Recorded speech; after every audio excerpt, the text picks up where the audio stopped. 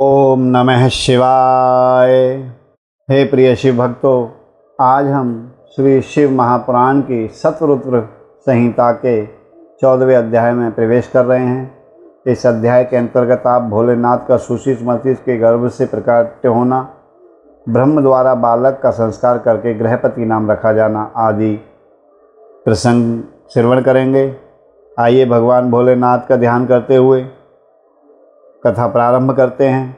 हर हर महादेव। ओम ध्याय नित्यं महेशं रजतगिरिनिभं चारुचन्द्रावतंसं रत्नकल्पोज्ज्वलांग परशुमृगवराभीतिहस्तं प्रसन्नं पद्मसीनं समन्तात् स्तुतं मर्गरेण व्याघ्रकृतिं वसानं विश्वाद्यं विश्वबीजं निखिलविहरणं पंचवक्त्रं त्रिनेत्रकं। श्री शिवाय नमस्तुभ्यं। बोलो गणपति भगवान की जय, देवादिदेव महादेव की जय। नंदीश्वर कहते हैं, हे मुनि, घर आकर उस ब्राह्मण ने बड़े हर्ष के साथ अपनी पत्नी से वो सारा वृत्तांत कह सुनाया। उसे सुनकर विप्र पत्नी सुषिमती को महान आनंद प्राप्त हुआ।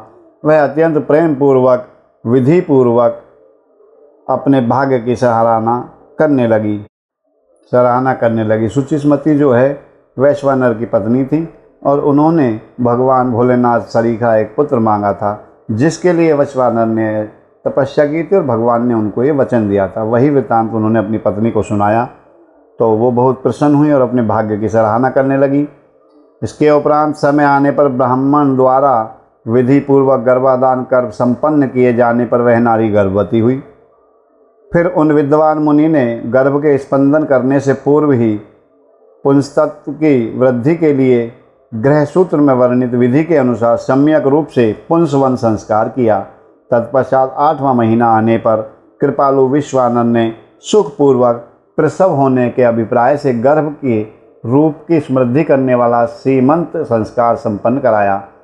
तदुपरांत ताराओं के अनुकूल होने पर जब बृहस्पति केंद्रवर्ती हुए और शुभ ग्रहों का योग आया, तब शुभ लग्न में भगवान शंकर, जिनके मुख की कांति पूर्णिमा के चंद्रमा के समान तथा जो अरिष्ट रूपी दीपक को बुझाने वाले समस्त अरिष्टों के विनाशक हैं और भुवः स्वः तीनों लोकों के निवासियों को सब तरह से सुख देने वाले हैं, उस सुषिमती के गर्भ से पुत्र रूप में प्रकट हुए। उस समय गंध को वहन करने वाले वायु के वाहन मेघ दिशा रूपी वधुओं के मुख पर वस्त्र से बन गए, अर्थात चारों ओर काली घटाएं उमड़ आईं। वे घनघोर बादल उत्तम गंध वाले पुष्प समूहों की वर्षा करने लगे।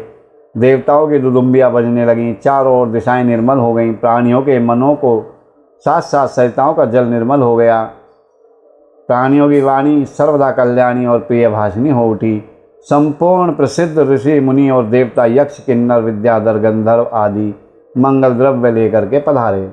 स्वयं ब्रह्मा जी ने नम्रतापूर्वक उसका जातक कर्म संस्कार कराया और उस बालक के रूप तथा वेद का विचार करके यह निश्चय किया कि इसका नाम गृहपति होना चाहिए। फिर 11वें दिन उन्होंने नामकरण की विधि के अनुसार वेद मंत्रों का उच्चारण करते हुए उसका गृहपति नामकरण कर दिया। तत्पश्चात सबके पितामह ब्रह्मा चारों वेदों में कथित आशीर्वादात्मक मंत्रों द्वारा उसका अभिनंदन करके हंस पर आरूढ़ हो अपने लोक को चले गए। तदुपरांत शंकर भी लौकी की गति का आश्रय लेकर के उस बालक की उचित रक्षा का विधान करके अपने वाहन पर चढ़कर अपने धाम को पधार गए। इसी प्रकार श्री हरि ने भी अपने लोक की राह ली। इस प्रकार सभी देवता, ऋषि, मुनि आदि भी प्रशंसा करते हुए अपने अपने स्थान को पधार गए। तदनंतर ब्राह्मण देवता ने यथा समय सब संस्कार करते हुए बालक को वेदाध्ययन कराया। तत्पश्चात 9वें वर्ष आने पर माता पिता की सेवा में तत्पर रहने वाले विश्वानर नंदन गृहपति को देखने के लिए वहां नारद जी पधारे। बालक ने माता पिता सहित नारद जी को प्रणाम किया।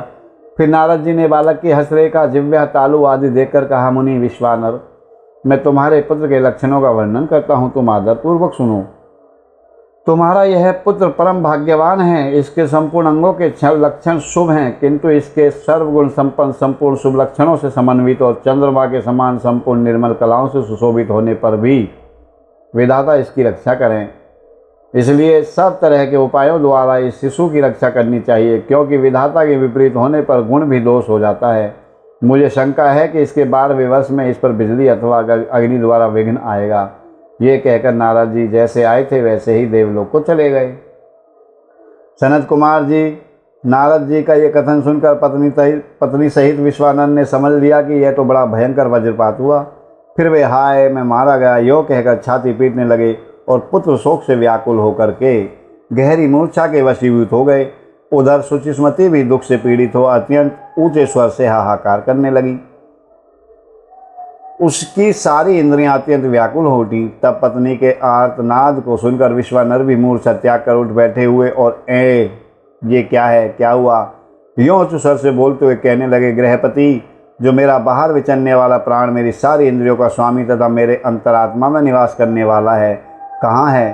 तब माता पिता को इस प्रकार अत्यंत शोकग्रस्त देखकर संकट के अंश से उत्पन्न हुए बालक गृहपति मुस्कुराकर बोले। गृहपति जी ने कहा, माता जी तथा पिताजी, बताइए इस समय आप लोगों के रोने का कारण क्या है? किस लिए आप लोग फूट फूट कर रो रहे हैं? कहाँ से ऐसा भय आप लोगों को प्राप्त हो गया है? यदि मैं आपके चरण रेणुओं से अपने शरीर की रक्षा कर लूँ तो मुझ पर काल का भी प्रभाव नहीं डाल सकता। फिर इस तुच्छ चंचल एवं अल्प बल वाली मृत्यु की तो बात ही क्या है। माताजी पिताजी, अब आप लोग मेरी प्रतिज्ञा सुनिए। यदि मैं आप लोगों का पुत्र हूँ तो ऐसा प्रयत्न करूँगा जिससे मृत्यु भी भयभीत हो जाएगी।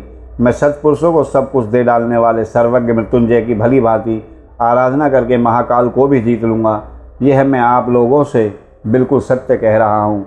नंदीश्वर कहते हैं, मुनि, तब वे द्विज दंपत्ति जो शोक से संतप्त हो रहे थे, गृहपति के ऐसे वचन सुनकर, जो अकाल में हुई अमृत की घनघोर वर्षा के समान थे, सुनकर संताप रहित होकर के कहने लगे, बेटा, तू उन शिव की शरण में जा जो ब्रह्म आदि के भी करता धरता मेघवाहन, अपनी महिमा से कभी अच्युत न होने वाले और विश्व की रक्षामणि हैं। नंदीश्वर कहते हैं, मुनि, माता पिता की आज्ञा पाकर गृहपति ने उनके चरणों में प्रणाम किया। फिर उनकी प्रदक्षिणा करके और उन्हें बहुत तरह से आश्वासन दे करके वे वहाँ से चल पड़े और उस काशीपुरी में जा पहुँचे जो ब्रह्मा और नारायण आदि देवों के लिए भी दुष्प्राय महाप्रलय के संताप का विनाश करने वाली और विश्वनाथ द्वारा सुरक्षित थी, तथा जो कंठ प्रदेश में हार की तरह पड़ी हुई गंगा से सुशोभित तथा विचित्र गुणशालिनी हर पत्नी गिरिजा से विभूषित थी। वहाँ पहुंचकर वे विप्रवरा पहले मणिकर्णिका घाट पर गए। वहाँ उन्होंने विधि पूर्वक स्नान करके भगवान विश्वनाथ का दर्शन किया। फिर बुद्धिमान गृहपति ने परमानंद मग्न होकर के त्रिलोकी के प्राणियों की रक्षा करने वाले शिव को प्रणाम किया। उस समय उनकी अंजलि बंधी हुई थी और सिर झुका हुआ था। वे बारंबार उस शिवलिंग की ओर देखकर हृदय में हर्षित हो रहे थे और ये सोच रहे थे कि यह लिंग निसंदेह स्पष्ट रूप से आनंद कंद ही है। वे कहने लगे, अहो, आज मुझे जो सर्वव्यापी श्रीमान विश्वनाथ का दर्शन प्राप्त हुआ है, इसलिए इस चराचर त्रिलोकी में मुझसे बढ़कर धन्यवाद का पात्र दूसरा कोई नहीं है। जान पड़ता है मेरा भाग्योदय होने से ही उन दिनों में महर्षि नारद ने आकर ऐसी बात कही होगी, जिसके कारण आज मैं कृतकृत्य हो रहा हूँ और श्री काशी विश्वनाथ के दर्शन कर रहा हूँ। नंदीश्वर कहते हैं, मैंने, हे मुने, इस प्रकार आनंद अमृत रूपी रसों द्वारा पारण करके गृहपति ने शुभ दिन में सर्वहितकारी शिवलिंग की स्थापना की और पवित्र गंगा जल से भरे हुए 108 कलशों द्वारा भोलेनाथ को स्नान कराकर ऐसे घोर नियमों को स्वीकार किया जो अकृतात्मा पुरुषों के लिए तो दुष्कर थे। नारद जी इस प्रकार एकमात्र शिव में मन लगाकर तपस्या करते हुए उस महात्मा गृहपति की आयु का 1 वर्ष बीत गया। तब जन्म से 12वां वर्ष आने पर नारद जी के कहे हुए उस वचन को सत्य सा करते हुए वज्रधारी इंद्र उनके निकट पधारे और बोले, विप्रवर, मैं इंद्र हूँ और तुम्हारे शुभ व्रत से प्रसन्न होकर आया हूँ। अब तुम वर मांगो, मैं तुम्हारी मनोवांछित फल दूंगा। गृहपति ने कहा, मघवन, मैं जानता हूँ आप वज्रधारी इंद्र हैं, परंतु वत्र शत्रु मैं आपसे वर याचना नहीं करना चाहता। मेरे वरदायक तो शंकर जी ही होंगे, क्योंकि मैं उन्हीं की तपस्या कर रहा हूँ। इंद्र बोले, हे शिशु, शंकर मुझसे भिन्न थोड़े ही हैं। अरे मैं देवराज हूँ, अतः तुम अपनी मूर्खता का परित्याग करके वर मांग लो, देर मत करो। गृहपति ने कहा, पाक शासन, आप अहिल्या का सतीत्व नष्ट करने वाले दुराचारी पर्वत शत्रु ही हैं ना। आप जाइए, क्योंकि आपने गौतम ऋषि की पत्नी अहिल्या का सतीत्व भंग किया था अपना भेष बदलकर, रूप बदलकर, और आप मुझे यह वर देने की बात कर रहे हैं। आप जाइए, क्योंकि मैं पशुपति के अतिरिक्त किसी अन्य देव के सामने स्पष्ट रूप से प्रार्थना नहीं कर सकता। नंदीश्वर जी कहते हैं, मुनि गृहपति के उस वचन को सुनकर इंद्र के नेत्र क्रोध से लाल हो गए। वे अपने भयंकर वज्र को उठाकर उस बालक को डराने धमकाने लगे। तब बिजली की ज्वालाओं से व्याप्त उस वज्र को देखकर बालक गृहपति को नारद जी के वाक्य स्मरण हो आए। फिर तो वे भय से व्याकुल होकर मूर्छित हो गए। तदनंतर अज्ञान अंधकार को दूर भगाने वाले गौरीपति शंभु वहाँ प्रकट हुए और अपनी हस्त स्पर्श से उसे जीवन दान देते हुए बोले, वत्स उठो, तेरा कल्याण हो। तब रात्रि के समय मुंदे हुए कमल की तरह उसके नेत्र कमल खुल गए और उसने उठकर अपने सामने सैकड़ों सूर्यों से भी अधिक प्रकाशमान शंभु भगवान को उपस्थित देखा। उनके ललाट में तीसरा नेत्र चमक रहा था। हे मेरे भोलेनाथ, गले में नीला चिन्ह था। क्या बात है। ध्वजा पर वृषभ का स्वरूप दिखाई दे रहा था। वामांग में माता गिरजा जी खड़ी थी, विराजमान थी। मस्तक पर चंद्रमा सुशोभित था। बड़ी बड़ी जटाओं से उनकी अद्भुत शोभा हो रही थी। ये भगवान भोलेनाथ का रूप लग रहा था। वे अपने आयुध त्रिशूल और आजगव धनुष धारण किए हुए थे। कर्पूर के समान गौरवर्ण का शरीर अपनी प्रभा बिखेर रहा था। वे गज चर्म लपेटे हुए थे। उन्हें देखकर शास्त्र कथित लक्षणों तथा गुरु वचनों से जब गृहपति ने समझ लिया कि ये ही मेरे महादेव हैं, तब हर्ष के मारे उनके नेत्रों में आंसू छलक आए। गला रुंध गया और शरीर रोमांचित हो उठा। वे क्षण भर तक अपने आप को भूलकर चित्रकूट एवं त्रिपुत्रक पर्वत की भांति निश्चल खड़े रह गए। जब वे स्तवन करने, नमस्कार करने अथवा कुछ भी कहने में समर्थ न हो सके, तब भोलेनाथ मुस्कुरा कर बोले, ईश्वर ने कहा, हे गृहपते, जान पड़ता है तुम वज्रधारी इंद्र से ज़्यादा डर गए हो। वत्स, तुम भयभीत मत हो, क्योंकि मेरे भक्त पर इंद्र और वज्र की कौन कहे। यमराज भी अपना प्रभाव नहीं डाल सकते।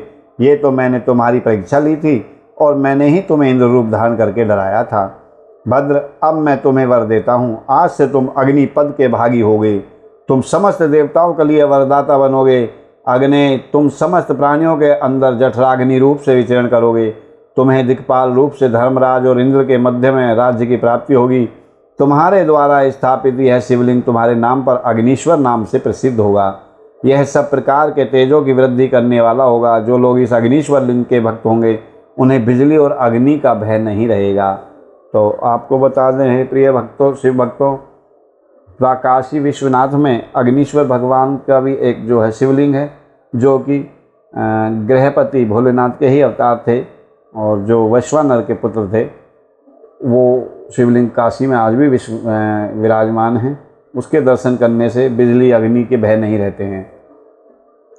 अग्निमांध नामक रोग नहीं होगा और न कभी उनकी अकाल मृत्यु ही होगी। काशीपुरी में स्थित संपूर्ण समृद्धियों के प्रदाता अग्नीश्वर की भली भांति अर्चना करने वाला भक्त यदि प्रारब्धवश किसी अन्य स्थान में भी मृत्यु को प्राप्त हो जाता है, तो भी वह वहीं लोक में प्रतिष्ठित होगा। नंदीश्वर जी कहते हैं, मुनि, ये कहकर भोलेनाथ ने गृहपति के बंधुओं को बुलाकर उनके माता पिता के सामने उस अग्नि का दिक्पति पद पर अभिषेक कर दिया और स्वयं उसी लिंग में समा गए। तात, इस प्रकार मैंने तुमसे परमात्मा शंकर के गृहपति नामक अग्नेय अवतार का जो दुष्टों को पीड़ित करने वाला है वर्णन कर दिया है। जो सुदृढ़ पराक्रमी जितेंद्रिय पुरुष अथवा सत्व संपन्न स्त्रियां अग्नि प्रवेश कर जाती हैं, वे सब के सब अग्नि शरीर के तेजस्वी होते हैं। इसी प्रकार जो ब्राह्मण अग्निहोत्र परायण, ब्रह्मचारी तथा पंचाग्नि का सेवन करने वाले हैं, वे अग्नि के समान वर्चस्वी होकर अग्निलोक में विचरते हैं। जो शीतकाल में शीत निवारण के निमित्त बोझ लकड़ियां दान करता है अथवा जो अग्नि की स्तुति करता है, वह अग्नि के सन्निकट निवास करता है। जो श्रद्धापूर्वक किसी अनाथ मृतक का अग्नि संस्कार कर देता है अथवा स्वयं शक्ति न होने पर भी दूसरे को प्रेरित कर देता है, वह अग्निलोक में प्रशंसित होता है। कहने का अर्थ है कि यदि कोई लावारिस किसी तरह का, जिसका कोई आगे पीछे न हो और किसी की मृत्यु हो जाए, यदि हम उनका दाह संस्कार कर दें, इसका पुण्य फल मिलता है। और अग्नीश्वर भगवान भोलेनाथ जो अग्नीश्वर हैं, वो बहुत प्रसन्न होते हैं। यदि हमारी इतनी क्षमता नहीं है कि हम किसी का दाह संस्कार कर सकें, तो अगर हम उसका दाह संस्कार करने के लिए किसी को प्रेरित भी कर दें, तो भी उसका हमें उतना ही फल प्राप्त होता है। इस प्रसंग में यही बताया गया है। अग्नीश्वर भगवान की और अग्नि की इस तरह की प्रशंसा की गई है। वह अग्निलोक में प्रशंसित हो जाता है। द्विजातियों के लिए परम कल्याणकारक एक अग्नि ही है। वही निश्चित रूप से गुरु, देवता, व्रत, तीर्थ अर्थात सब कुछ है। जितनी पावन वस्तुएं हैं वे सब अग्नि का संसर्ग होने से उसी क्षण पावन हो जाती हैं, इसलिए अग्नि को पावक कहा जाता है। यह शंभु की प्रत्यक्ष तेजोमयी दहनात्मिक का मूर्ति है, जो सृष्टि रचने वाली, पालन करने वाली और संहार करने वाली है। भला इसके बिना कौन सी वस्तु दृष्टिगोचर हो सकती है। उनके द्वारा भक्षण किए हुए धूप, दीप, नैवेद्य, दूध, दही, घी और खांड आदि का देवगण स्वर्ग में सेवन करते हैं। बोलो श्री शिवाय नमस्तुभ्यम। ये थी भगवान भोलेनाथ के अग्निश्वर शिवलिंग की स्थापना, जो गृहपति ने काशी में भगवान भोलेनाथ को 108 कलशों का जल चढ़ा करके शिवलिंग तैयार किया था और उसकी पूजा अर्चना की थी। तो भगवान ने गृहपति की उम्र बढ़ाई और उनको अग्नि पर अभिषेक किया और अग्निश्वर के रूप में उसी शिवलिंग में समा गए।